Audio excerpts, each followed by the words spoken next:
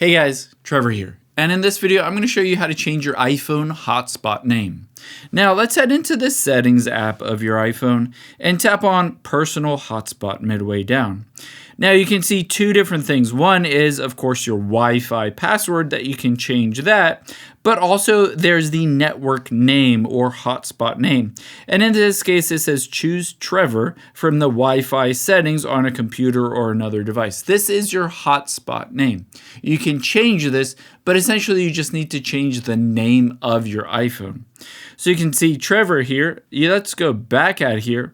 And to be able to change that name, we need to scroll down and tap on General, and then tap on About at the top. There you can see is the name, Trevor. Just tap on it. And if I wanted to change this instead of Trevor, I wanted to change this just generically to iPhone.